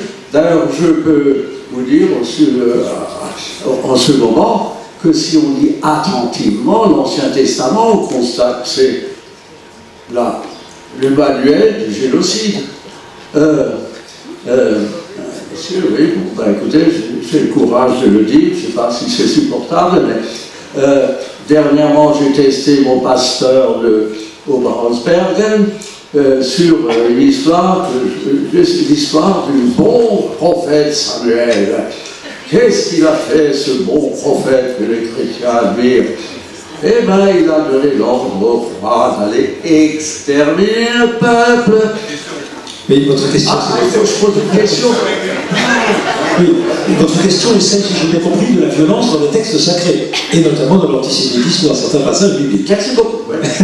Merci. Alors, évidemment, c'est Gustave Koch qui est le plus théologien à cette tribune. Est-ce que vous souhaitez répondre à cette question? Parce que derrière, il y a celle de l'antisémitisme de Luther, bien évidemment. Je crois que en particulier les pasteurs en Alsace, pour une grande part, ont quand même lu positivement l'Ancien Testament, et nous, on a toujours appris dans nos facultés ou ailleurs qu'il ne faut absolument pas séparer l'Ancien et le Nouveau Testament, Jésus lui-même était juif et l'Ancien Testament a pour nous pratiquement la même valeur que le Nouveau Testament. Les deux ensemble font la Bible.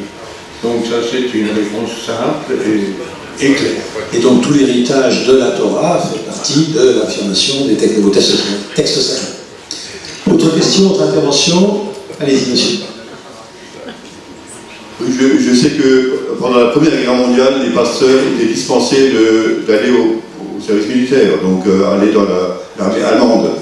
Qu'en est-il de la Deuxième Guerre mondiale? Je n'ai pas trouvé la réponse. Ah, est-ce que quelqu'un peut répondre à cette question sur... Je sais qu'en Allemagne, ils y étaient, mais en Alsace, je ne sais pas. Non. Sauf si quelqu'un a la réponse et lève le bras, on lui donnera bien évidemment le micro, mais pour l'instant, je ne vois pas de candidat à cela. Je sais que les prêtres ont servi, mais... Alors, question derrière vous, monsieur, en attendant, réponse réservée. C'est pas une question, mais je crois que sur ce détail-là, il me semble que les pasteurs, Maurer justement a obtenu qu'ils n'y aillent pas, ce qui fait que d'ailleurs qu'il a fait, comment ça s'appelle, ordonner les jeunes beaucoup plus tôt pour qu'ils aient le titre de pasteur et ne soient pas obligés d'aller. Parce que les étudiants en théologie, eux, ils partaient au front. Voilà une réponse précise, merci. Et ici, Philippe Pichler, je vous en prie. Merci, bonsoir. Merci d'avoir évoqué Adélaïde Oval tout à l'heure, mais j'aimerais interpeller Frédéric Naudufour. Nous avons travaillé ensemble sur une exposition sur les justes par l'illumination d'Alsace. Peut-être que quelques mots à ce propos pourraient être dits aussi brièvement par rapport à l'implication des croyants qui ont sauvé les Juifs durant la Seconde Guerre mondiale. Encore une fois, pour aussi positiver les choses dans ce débat. Merci.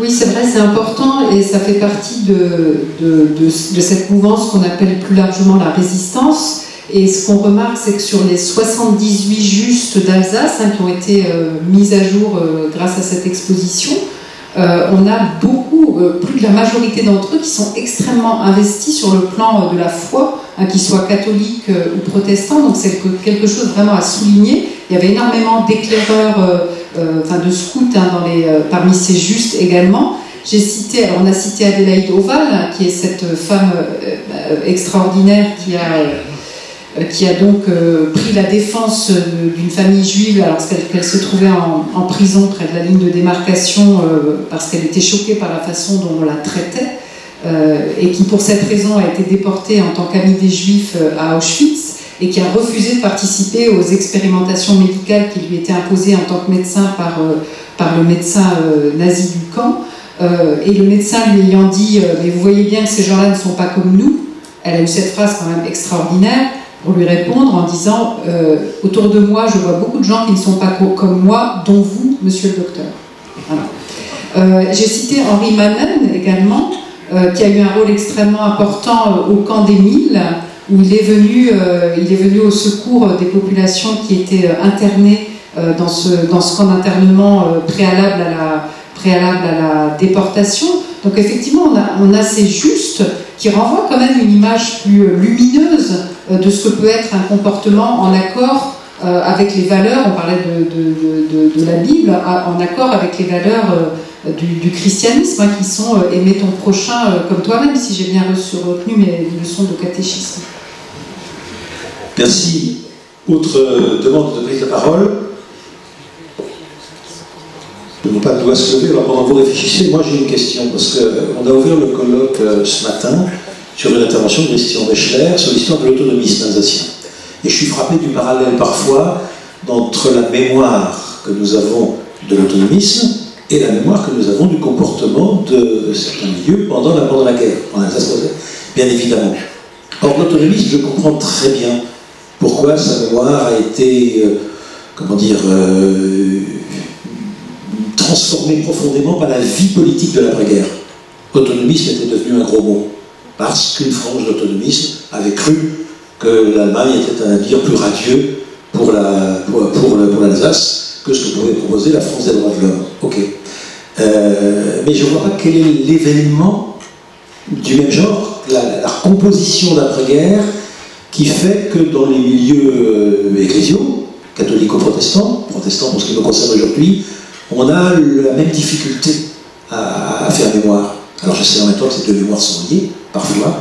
Je sais pas, c'est une question, Frédéric Dufour, peut-être que je vous renvoie, mais voilà, une de mes questions. Donc sur le parallèle entre la mémoire de l'autonomisme et celle de la question qui nous intéresse. Oui, c'est assez compliqué comme question. Donc sur la mémoire de l'autonomisme, vous l'avez bien dit, hein, qu'il y a eu cette espèce de fourvoiement d'un certain... Parce que l'autonomisme, c'est quand même quelque chose d'extraordinaire. De très pluriel, voilà, c'est ce que j'allais dire. Mais donc le fourvoiement d'un certain nombre de ces autonomistes, dont certains protestants, hein, qui ont pu croire que le nazisme allait leur apporter cette vision ou cette organisation dont ils rêvaient, et qui ont été effectivement déçus. Et d'ailleurs, on voit bien dans la périodisation, hein, dans l'analyse de la chronologie de l'attitude des protestants face au nazisme, que cette déception, elle intervient assez rapidement, qu'ils aient été autonomistes ou pas d'ailleurs, hein, mais qu'il y a une prise de conscience quand même assez rapide que ça n'est pas ce à quoi éventuellement on pouvait s'attendre. Pourquoi cette mémoire est difficile? C'est ce dont on a débattu aujourd'hui, c'est que c'est une histoire qui est douloureuse, qui pose un problème de culpabilité, et puis qui n'a pas été, encore une fois, qui n'a pas été écrite. Et je pense que tant qu'on n'a pas mis des mots, tant qu'on n'a pas abordé ça de manière un petit peu distanciée, c'est compliqué, parce que, effectivement, Géraldine, vous l'avez dit, il est important pour approcher son passé d'avoir à la fois la connaissance et l'émotion. Mais là, je pense qu'à la fois dans l'autonomisme et dans la mémoire du protestantisme, on n'est que dans l'émotion.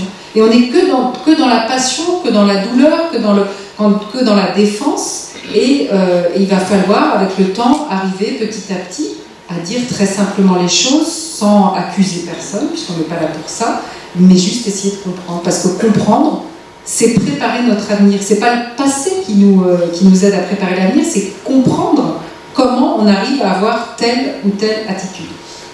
Merci. Je peux ajouter quelque chose, juste pardon, je pourrais peut-être à titre... Oui, pardon, je vous en prie, excusez-moi. À titre comparatif, alors je ne sais pas si j'ai très bien compris la question, et on ne peut pas comparer autonomisme et décolonisation, mais peut-être à titre d'éclairage, j'aimerais mentionner le fait que dans le monde arabe, dans beaucoup de pays colonisés par la Grande-Bretagne et la France notamment, le Troisième Reich a suscité beaucoup d'enthousiasme. Et les deux, une des motivations, c'était l'espoir qu'une Europe dominée par Hitler peut-être aiderait ces pays à se débarrasser du joug colonial. Ça rejoint un petit peu... C'est le cas aussi en Irlande, en Bretagne, bien sûr, d'autres.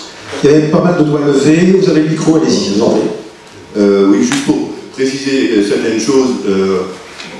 Par exemple, le passage à la langue allemande, à la langue française, pardon, à la Révolution française, donc quand l'Alsace est devenue française, les consignes étaient de remplacer la langue allemande par la langue française. C'était les consignes de l'éducation nationale de l'époque.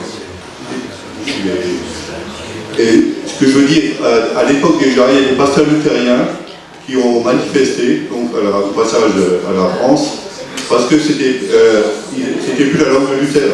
Bon, bien sûr, c'était le même argument que Maurer a sorti en 40. Hein. Donc je pense, parce que si vous regardez un peu ce serait bien qu'à Thésard, peut-être s'intéresse aux écrits de Maurer, qui sont aux archives départementales, où il parle largement de l'influence de la langue, parce que Maurer était également dans les missions extérieures. Donc il parle de l'importance de la langue. Je pense que c'est peut-être intéressant de relire ces textes. Pour ceux d'entre nous ou d'entre vous qui n'étaient pas au colloque, car Maurer était le président de l'église de la Confession d'Augsbourg pendant les années de guerre, nommé par l'administration nationale socialiste. À moins que vous n'ayez sur ce point des langues, donc peut-être il y avait madame là au milieu. Le micro vous arrive. Merci bien. Je ne sais pas, je suis ni historienne, je suis que protestante. Que protestante. Que protestante. Je vous en prie. Alors voilà, je me suis posé une question. Est-ce qu'il n'y a pas un phénomène par rapport à une culture de la résistance?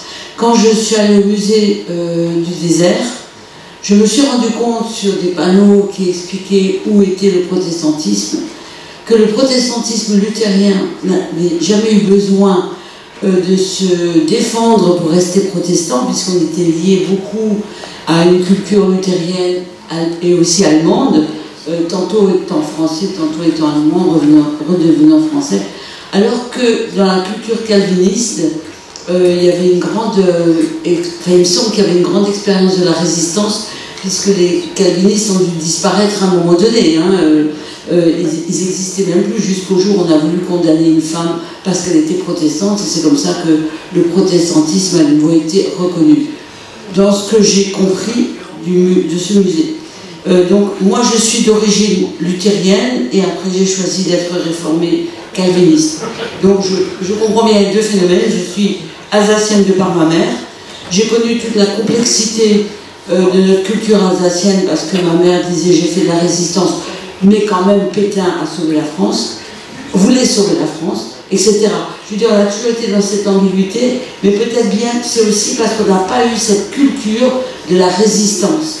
Et les protestants des Cévennes ont été très résistants parce qu'ils disparaissaient complètement si on n'avait pas eu les Suisses qui les avaient un peu aidés.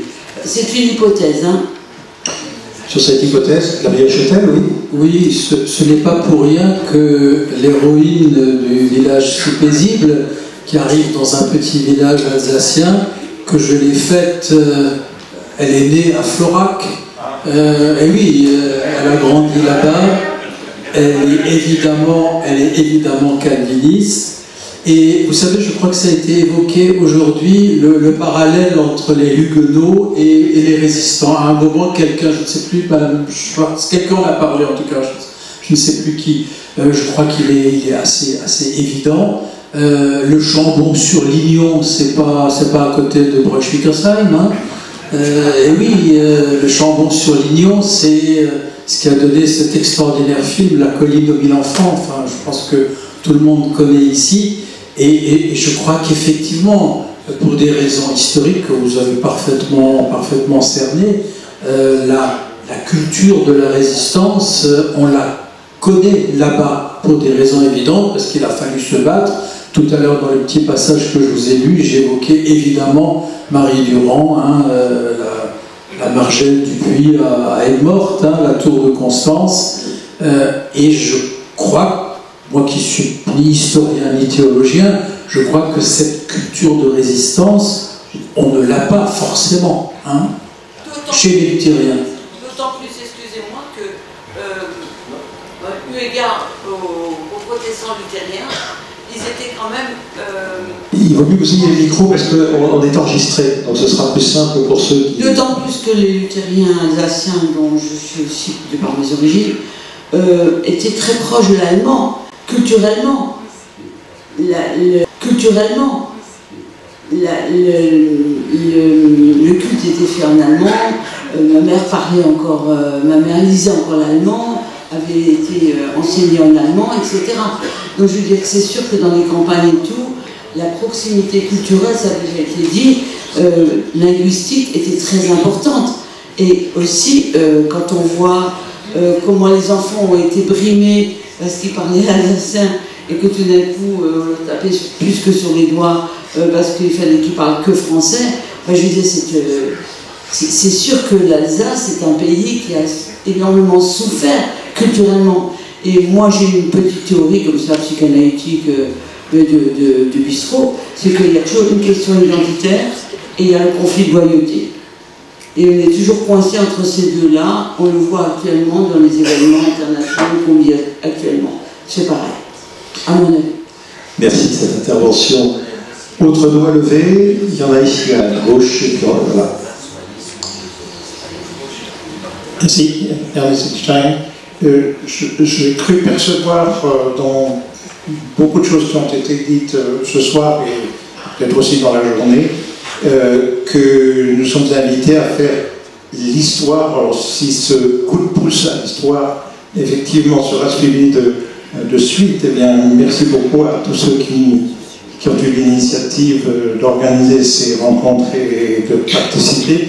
Faire le travail d'histoire, c'est évidemment faire un travail d'inventaire de la façon la plus scientifique possible, hein, si on peut dire ça comme ça, et essayer de comprendre ce qui s'est passé. Est-ce qu'on peut aller plus loin? Alors je renvoie un peu la question de savoir si on peut effectivement tirer des leçons du passé.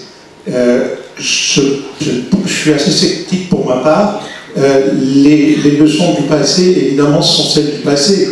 Et notre contexte d'aujourd'hui est différent. Et tant que cela suppose que nous prenions l'initiative de positionnement personnel, d'une éthique de la responsabilité, comme j'aime bien appeler cela, la suite de Schweitzer, et donc prendre aussi l'impulsion dans la Bible, notamment dans les évangiles, de la part de Jésus, mais sans forcément dire voilà les leçons qui s'imposent à notre conduite aujourd'hui. Comprendre et puis être encouragé à s'impliquer.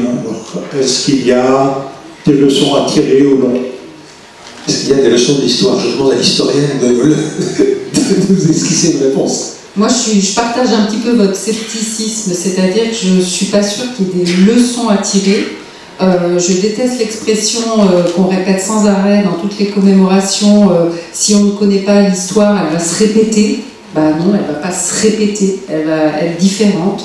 De la même façon, je n'aime pas cette idée du devoir de mémoire.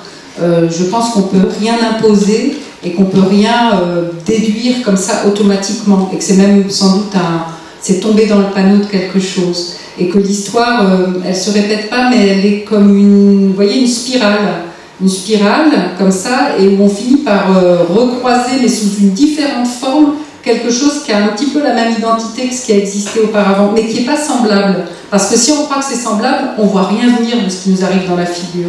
Et donc je crois que la seule leçon qu'on peut tirer, c'est un discours, et j'ai déjà utilisé ce mot, parce que je le trouve important, de lucidité, c'est-à-dire avoir les yeux ouverts, et en comprenant le passé, on voit les mécanismes qui peuvent amener des gens à totalement se fourvoyer, à juger acceptables des choses qui ne le sont pas du tout.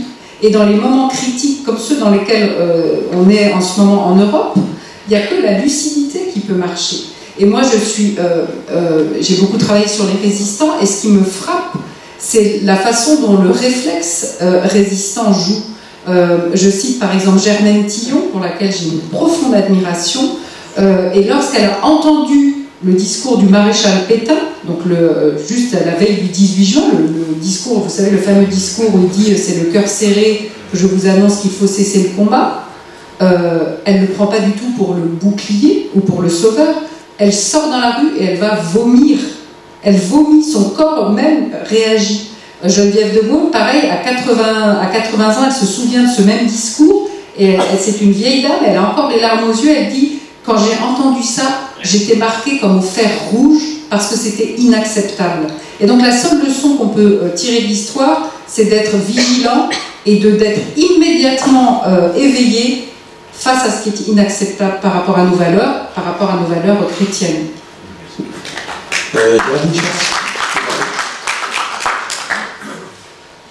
Alors si nous ne pouvons pas apprendre de l'histoire, de quoi pouvons-nous apprendre?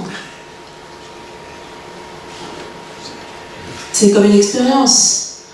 Et au niveau individuel, nous apprenons, j'espère, quelque chose de nos expériences. C'est comme ça que je le vois. Une expérience collective. Ensuite, au cœur du passé, il y a des acteurs, et ces acteurs, ce sont des êtres humains. L'être humain ne change pas beaucoup. Entre il y a 60 ans, 80 ans, aujourd'hui, je pense qu'on a à peu près le même comportement, les mêmes réactions dans des situations qui ne seront pas les mêmes, l'histoire ne se répète pas, mais qui peuvent se comparer. Et l'histoire nous apprend à nous connaître nous-mêmes bien mieux, non seulement à savoir d'où nous venons, mais à savoir de quoi nous sommes capables, du meilleur comme du pire. Voilà pour moi ce qu'on peut apprendre de l'histoire. Merci. Je me retourne, y avait-il encore le doigt levé? On pourrait dire quelque chose de bien sur l'Église? Brièvement, bien sûr, pourquoi pas. Donc je me souviens un jour au fait qu'il y avait ce maître Loup qui habitait à Steinbourg, qui écrivait des livres en français et en allemand. Donc il a dit là, quelquefois des imprimeurs allemands voulaient corriger son allemand. Il dit Jetzt, ce que mon allemand, il est correct. Et j'ai appris l'allemand grâce à l'Église protestante. Voilà, on peut rappeler d'ailleurs que la plupart des pasteurs dont nous avons parlé aujourd'hui et dont nous reparlerons demain avaient fait leur formation en langue allemande, bien évidemment. Bien évidemment. Autre doigt levé. Voilà, je vous en prie, cher Argenus. J'aurais voulu demander au doyen de la table ronde s'il pouvait me dire quelque chose sur l'évolution de la mémoire et comment elle se transforme après la guerre. Peut-être quand Gustave a eu ses enfants, quand il les a élevés, et aujourd'hui. Hein. Est-ce que ta mémoire de ces événements a changé et est-ce que tu peux nous en dire quelque chose? Alors, avec le micro, Gustave, encore. Merci. Alors, simplement, je garde très soigneusement à la maison mon premier cahier des jours, le beau cahier de l'école, n'est-ce pas?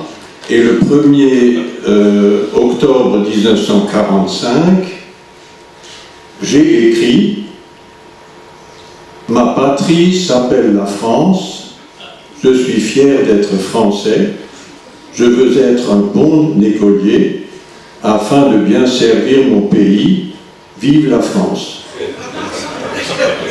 Mais j'ai parlé l'alsacien avec mes enfants qui le savent encore. Les petits-enfants, c'est un autre problème, mais sauf pour ceux qui sont suisses. Donc là, ils sont aussi doublement. Donc de toute façon, il y a, dans toutes ces questions qui semblent politiques, il y a quand même des choses un peu spéciales pour l'Alsace. La première, ce que tout le monde sait, nous sommes toujours avec les vainqueurs. Donc ça, évidemment, c'est une affaire curieuse, mais c'est comme ça. En plus, nous savons curieusement, à part évidemment toujours les migrations qui s'annoncent avec les régimes politiques différents dans un sens ou dans un autre, avec ceux qui sont obligés de partir dans l'un ou l'autre, mais la base des Alsaciens est restée sur place à travers 4, 5 ou 5 siècles. Donc depuis la guerre de 30 ans, il y a des gens, il suffit de regarder les dernières nouvelles tous les jours pour les décès, il y a très peu de consonances qui ne soient pas des Muller, des Meyer, etc. Donc ça c'est aussi une curiosité, que le côté culturel joue un rôle dans toutes nos discussions aussi sur l'appréhension de la période nazie. Moi, j'ai appris à écrire et à lire d'abord en allemand. Heureusement que je suis bilingue et que ça m'a permis de faire pas mal de traductions qui peuvent servir aux connaissances historiques à nos successeurs. Mais, comme dit, c'est un des vecteurs auxquels il faut être attentif, c'est tout. C'est très très compliqué quand même l'Alsace. C'est très compliqué. Je crois que sur ce point, vous ne serez pas démenti. Gabriel, tu voulais... Non. À moins que sur cette transformation de la mémoire... non, pardon, c'est bon, on en a parlé. Autre question, autre intervention? Allez, c'est le cher Madame Thibault qui demande le micro. Catholique. Simplement un petit témoignage sur la transformation de la mémoire. Donc, dans les années 1990, Michel Deneken, on l'a dit, le président de l'université, a préparé et soutenu son mémoire de maîtrise sur une église locale face au nazisme. Et au moment de la publication, s'est posé la question de la couverture. Et parmi les propositions d'illustration, il y avait une photo de la place Kléber, noire de monde, lors d'une cérémonie nazie. Et le professeur Epp l'a fortement découragé de faire publier cette photo, et si vous regardez le livre, Il n'y a pas de photo, c'est juste un titre. Merci de ce témoignage qui fort symbole en effet. Autre remarque, autre intervention? Je peux peut-être bien sûr revenir juste sur un point qui concerne la mémoire. C'est aussi une réponse à M. Janus, mais aussi revenir sur l'autonomisme. Parce que tu posais la question de savoir, après 45, l'autonomisme c'était terminé. C'était devenu un gros mot. Et un exemple, là aussi personnel, mon père, que je vous ai décrit, découvrant la France, la République, le socialisme, il ne fallait pas lui parler d'autonomisme. Pour lui, c'était le mal absolu. Alors, il n'avait pas raison, évidemment, mais pour lui, c'était le mal absolu parce qu'un certain nombre d'autonomistes se sont perdus en 1940. Pour lui, il les mettait tous dans le même paquet. Et il a fallu attendre 1981, Mitterrand, Gaston Defferre, la régionalisation, pour qu'il commence un tout petit peu à évoluer sur cette question.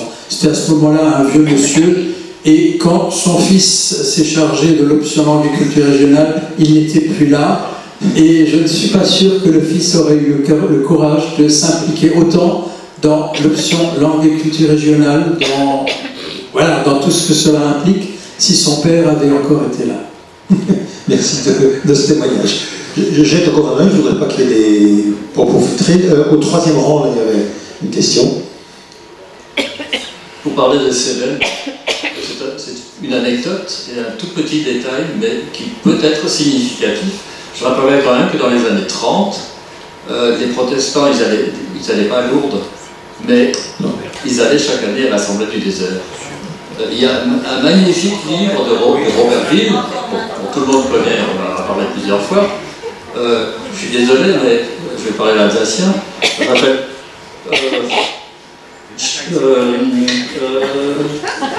Stamm,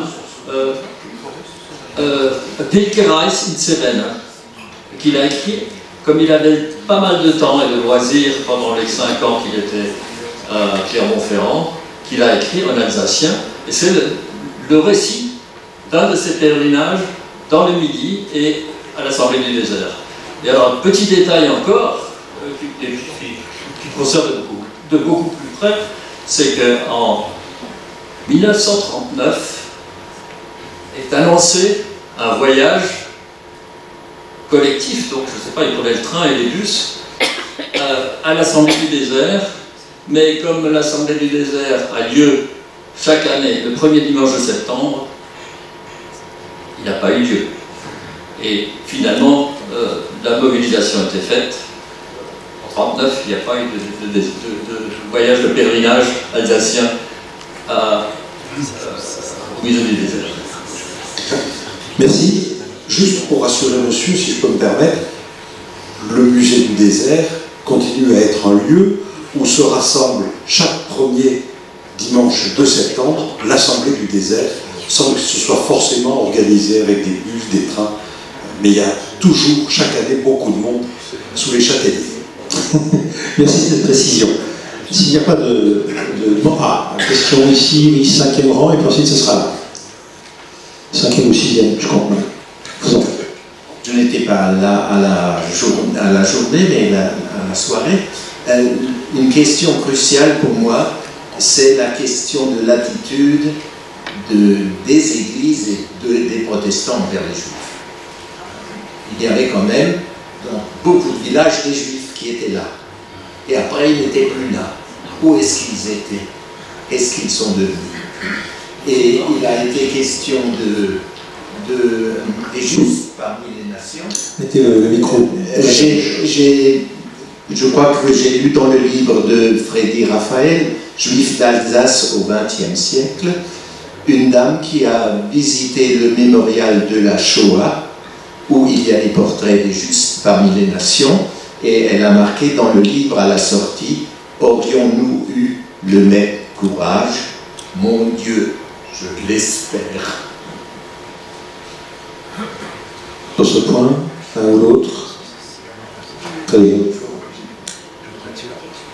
Oui, c'est vrai que cette question est cruciale parce qu'elle remet au cœur du débat une réalité qu'on ne peut pas éviter. Et au-delà du discours qu'on a dit victimaire, au-delà de cette explication du contexte et des prises de position, il y avait quand même des êtres humains qui étaient directement menacés par une idéologie dont personne ne pouvait se leurrer sur ses intentions vis-à-vis des Juifs. C'était clair. Donc effectivement, ça pose cette question-là, et il faut qu'on travaille sur cette question, et qu'on rappelle que là, encore une fois, ça n'est propre ni aux protestants ni aux Alsaciens, mais que cette question, elle s'est posée à l'échelle du territoire national pour tout le monde. Et c'est vrai, vous avez raison de signaler qu'il y avait en Alsace un judaïsme extrêmement prospère, extrêmement rural également, hein, quand on voit les photos des villages, il y avait des boucheries cachères dans la plupart des villages alsaciens. Donc il y avait des communautés très vivantes et qui ne sont pas revenues, hein, puisque seuls 3% des Juifs ont survécu à la déportation.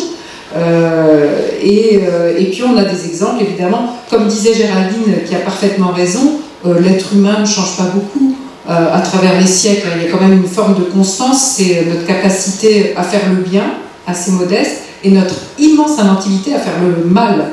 Et donc on assiste en Alsace comme ailleurs à des spoliations, à des familles qui ne retrouvent pas leur mobilier quand elles reviennent, ou encore mieux qu'ils le retrouvent chez le voisin du dessus ou dans la maison à l'autre bout du village. Donc voilà, tout ça est malheureusement tristement banal. On peut d'ailleurs ajouter à ce niveau-là, quand les Alsaciens sont revenus de l'évacuation, j'ai le témoignage de 2 dames qui sont rentrées et sur la frontière entre la France et l'Alsace à l'époque, donc quand les Allemands avaient déjà pris possession de l'Alsace, il y avait un appel à la station sur la frontière, Juden raus pour le train. Et donc les Juifs ont déjà été sélectionnés avant même leur retour en Alsace. Il y avait une autre question au milieu, ce sera peut-être la dernière. Mes questions sont sans doute un peu multiples, mais concernent la finalité de ce travail de mémoire. Est-ce qu'il y a d'abord, premièrement, unanimité dans l'UEPAL ou plus largement sur le fait que la finalité, c'est devenir lucide et pouvoir discerner dans le quotidien les choses qui relèvent de notre foi chrétienne et celles qui n'en relèvent pas, ou comme vous disiez, une espèce de réconciliation et de paix européenne. Est-ce qu'il y a unanimité sur la finalité, sur ces 2 finalités? Première question. Deuxièmement, pour y arriver, mettons à la réconciliation, au discernement, vous mettez des pistes, un conseil scientifique, vous, des connaissances historiques, mémoire transgénérationnelle ou transnationale. Est-ce que ces 3 mots suffisent? Est-ce qu'il faut aller plus dans des détails? Est-ce que, à qui ça revient de mettre cela en œuvre? Troisième question. Est-ce que les voisins, apparemment, la Pfalz, Palatinat, auraient plus d'avance sur ce terrain parce qu'ils s'y seraient pris un peu avant nous? Est-ce qu'il y a des choses qui marchent? Ou est-ce qu'on en reviendra quand même à ce que vous dites? L'humain sera quand même, encore une fois, capable du pire et qu'on n'arrivera pas au bout de cette haine pour en arriver à une dignité et un respect mutuel. Beaucoup de questions. Merci beaucoup, merci pour votre lucidité, pour le coup, pour votre pragmatisme. Alors pour la première question, moi je ne me sens pas du tout capable de répondre, je pense que c'est à l'UEPAL de le faire. Alors, je ne sais pas s'il y a quelqu'un qui veut s'exprimer. Voilà, je pense que, voilà. Alors, et pour les autres questions, je pense en effet que le Palatinat nous fournit un excellent exemple d'un travail qui a été fait sérieusement, qui a été fait sur le long terme, où il y a eu des moyens financiers, parce qu'il faut aussi parler des choses concrètement. La commission historique de l'Université de Strasbourg, c'était aussi un gros investissement, parce qu'il faut rémunérer des postes doctorants, il faut rémunérer des gens qui vont aller chercher dans les archives, il faut publier des actes de colloque, donc tout ça, ça a un coût. Mais je crois que le Palatinat nous offre une piste extrêmement intéressante. Je donne la parole à Christian Becquin pour répondre à la première question, comme très logiquement il est invité. Oui, je pense qu'évidemment, enfin non, il n'y a pas unanimité. Je crois que c'est une évidence. Si on a organisé ce colloque aujourd'hui, depuis 2016, où j'ai soulevé la question en disant il serait temps d'y aller. Voilà, donc et aujourd'hui encore, je suis persuadé qu'il n'y a pas unanimité. Je pense qu'on a lancé un mouvement, il y a eu un certain nombre d'ouvrages qui sont parus. Maintenant, je pense qu'on va en parler davantage. Et la question qui va évidemment se poser, je l'ai dit ce matin, donc j'ai souligné ces difficultés, ce n'est qu'un début. Il faudra qu'on continue ce travail qui, je pense, on a vécu un colloque qui pour la journée d'aujourd'hui, on verra comment c'est demain, dans la lucidité, la sérénité, mais ce n'est effectivement qu'un début. Je pense que ça a été souligné à plusieurs reprises. Cette histoire reste à écrire et à mettre en forme. Et de toute façon, je ne sais pas si l'unanimité est quelque chose qu'il faut rechercher. Je ne suis pas persuadé. Merci Christian Becquin. Alors, je suis gardien de l'heure, il est pile 22h, l'heure qu'on m'avait donnée comme limite. Alors, il me reste quand même 2-3 mots à dire. Le premier, c'est de faire des remerciements. Des remerciements aux 4 personnes qui sont à la tribune et qui ont fait l'amabilité d'intervenir. Des remerciements à ceux qui ont organisé cette table ronde précisément, mais qui ont organisé aussi l'ensemble du colloque. Et puis à l'Union des Églises protestantes d'Alsace-Lorraine et à l'Université de Strasbourg, bien entendu. Il faut rappeler que le colloque, pour ceux qui le suivent, reprend demain à 9h, et c'est bien au palais universitaire. C'est important de le dire, parce qu'il y a un moment d'autres informations qui avaient circulé. Christian, tu voulais donner encore un élément? En fait, je veux surtout donner les choses qui ont été préparées là. C'est une façon de vous remercier encore tous les 5, en particulier toi Jacques, qui a accepté d'animer cette table ronde, et vous tous 4 qui êtes venus, qui avez consacré du temps à vous préparer, et qui êtes même venus de loin, en particulier Géraldine Schwartz qui a bravé les grèves des trains allemands et qui est là venant de Berlin. Donc merci à vous. Et on voudrait vous exprimer notre reconnaissance par ce cadeau. Merci infiniment.